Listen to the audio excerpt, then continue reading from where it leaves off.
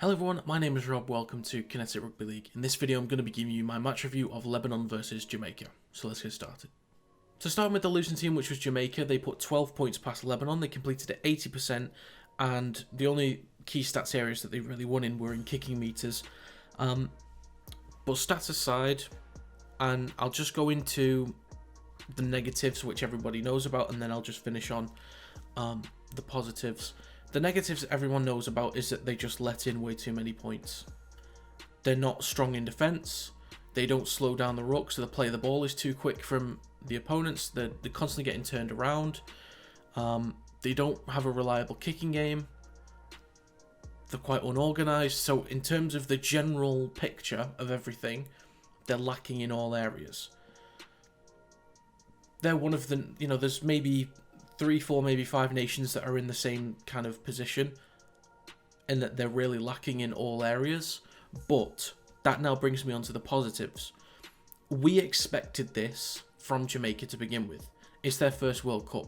We expected this. But on the positive side of things, they're learning. And I can tell that they're learning. So the play the ball was quick again, but at times they're remembering to slow things down, stronger in the defensive line, quicker moving forward, more threatening and more creative when they did have control of the game. The first 5 minutes of that game against Lebanon, I know it's just 5 minutes, but the first 5 minutes, their intent and aggressiveness in attack was spot on, and they literally dominated the first 5 minutes of the game. After that, it was just a constant snowball effect from Lebanon, but the first 5 minutes was exactly what you want from them. You got to do that more and more throughout the game and slow down the progress from Lebanon, but they're learning. They're taking what identity they like, which is the short kickoff. Sometimes they win, sometimes they lose.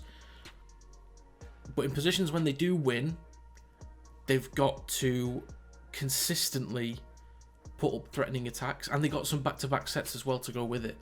So these are just small things that they're improving. I think if they can just come up with a solid defense, just make improvements and stop teams from steamrolling through them, slow down the easy meters up the middle, they then get in a position where they aren't letting in as many points, they're able to put more on the board, games are closer. So hopefully if they qualify for the next World Cup, depending on the group they're in, if they're against another team in a similar situation, then maybe that's an opportunity to get their first World Cup win. I don't know if they'd really get it by the next World Cup, but possibly the one after that, as long as we keep seeing the progress and there's more experience on the international stage, more test matches, any other international competitions that come up, Jamaica can then start to learn more. But the most important thing is I can definitely see the improvements and trying to work on and build on their experiences from game 1 to 2 to 3.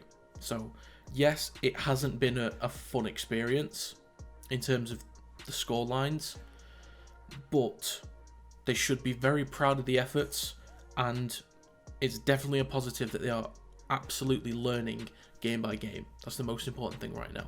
So fair play to them. Moving on to the winning team, which was Lebanon, they put 74 points past Jamaica. They completed at only 67%. They had 13 errors, but 13 line breaks and a tackle efficiency of 86.33%. It took them the first 5 minutes to get into the game because they were being dominated by Jamaica.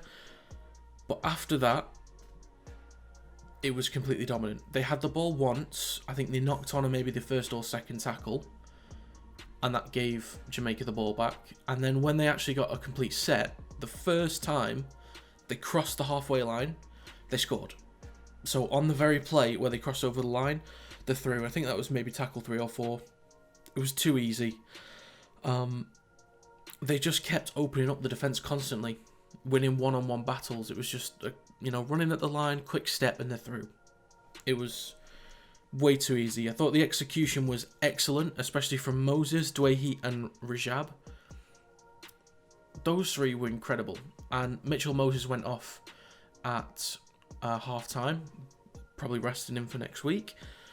But I was really impressed with Rajab and Dwayhe when they were both playing in the halves together in that second half. They both got a try and 5 assists. They were brilliant. Rajab especially, I didn't know he was capable of that, but he was constantly involved. Moses, I know his quality. Dwayhe, I know his quality, but Rajab is completely new to me. And seeing how he was constantly in the right positions at the right time, great passing in order to split the defence. He was quality. I thought they had really good, consistent pressure. It felt like every time they got the ball, they were going to score. And what I love about Lebanon, most importantly, is I think they've been one of the most consistent teams throughout the group stages. They've kept the same level of consistency. You know, they didn't win against New Zealand, but they still had the same firepower in the forwards. Looked like they were spreading the ball quite well. And then they took that against Ireland, who were actually favourites for that game, dominated them, and then took all of that and just completely dominated Jamaica after that 5-minute period. So I think Australia, for them, is going to be incredibly tough, but I like what they've been able to do. You know, the closest matchup that they're going to get is the one against New Zealand, so anything they can draw from that is important.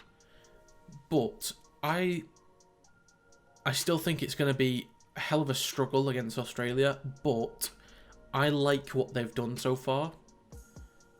So I don't think it's just going to be one of those games where Australia can steamroll through them, just, you know, completely dominate in everything. I think Lebanon will have their moments. Don't know if it'll be enough to beat Australia, but they certainly have quality, and they've been extremely consistent in their performances in defence and attack, and with their kicking game as well. So I really like what Lebanon's done, and yeah, thoroughly deserve getting through this group stage. So we'll see what they do against Australia next week. So that's going to be it for this video. If you have any thoughts on the Lebanon versus Jamaica game, leave them in the comments down below. If you enjoyed this video, feel free to leave a like and subscribe to the channel to stay up to date with new content. You can also follow the social media accounts in the description down below. Thank you very much for watching. I'll see you next time.